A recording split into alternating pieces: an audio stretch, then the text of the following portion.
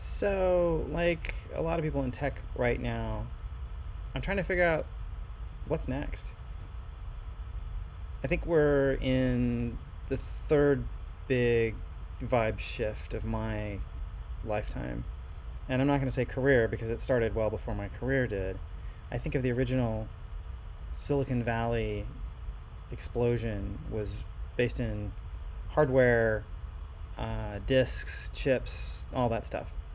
And at some point, that all got shipped overseas. So that was sort of phase one. And then the second wave was the PC revolution, the rise of the Mac, but also the early days of the internet, the transition from the ARPANET to the internet, and the companies that were the first movers in that space. So your Oracle, Sun, 3Com, and Cisco, and those companies.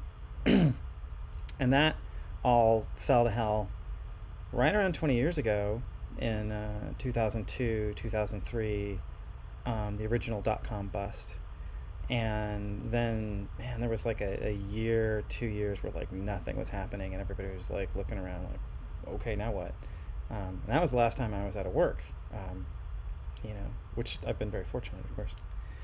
Um, and then the next 20 years was dominated by mobile and e-commerce and social by and large. And that was where you saw the rise of the current, FANG cluster of companies, none of which I don't recall being ascendant sort of previously. I mean, Apple had its sort of initial wave in the PC revolution, but boy, I mean, I was there in 97, 98, and Apple, the mood was pretty grim. They'd had layoffs, and it was before Steve returned, so they had lost their way. Anyway, this third wave, has been in its not dying exactly, but it was clear that a lot of these things had sort of peaked, and everybody was like, okay, what's next? And there was a lot of hype around self-driving cars and blockchain and Bitcoin, and AI still has a lot of buzz going for it right now. But most of that stuff, much of which, not all of which, was lumped under Web 3, has kind of failed to achieve launch velocity. I mean, some of it may yet, but I mean, if you look at some of the most hyped tech, NFTs and whatever, that's all just totally in the toilet. Crypto, blockchain could make a comeback, but I still don't understand it. To where like there's, what's the killer application there? And what I do think I'm seeing, based on the opportunities that are sort of vaguely coming my way, I think the common thread, and I'll try to support this, is to address demographics by and large. It's to try to make individuals vastly more efficient or effective or replaced outright. So, I'm seeing, robotic fast food. I think that the self-driving taxis to, replace taxi drivers is part of that thesis. I think that AI fits in that thesis, in that it definitely will replace some people, but it will also probably make others vastly more efficient. I've seen some incredible ability to, write code more quickly, more accurately, more effectively with some of the early tools. I think code is a little more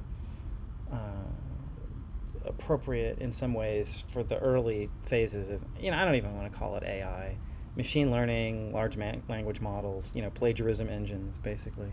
But two of the companies that are courting me right now, one is drones to support first responders, to basically give them superpowers via, being able to fly, being able to see through walls, being able to, communicate quickly and move very, very quickly, that sort of thing.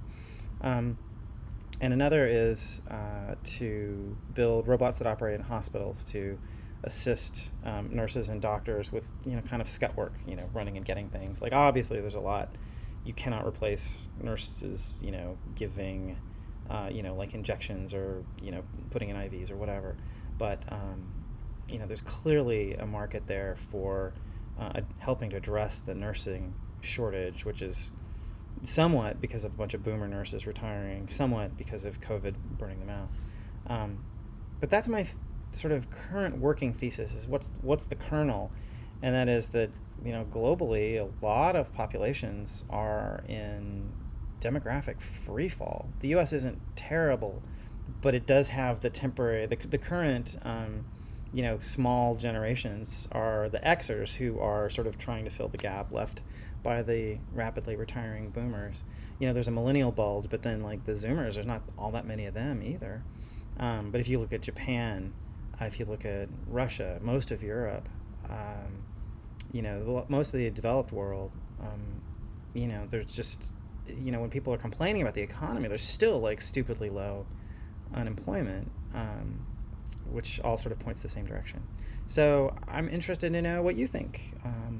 Please, let me know, and how, refined or non-refined this is, or what you might think of to support or undercut this thesis. Thank you.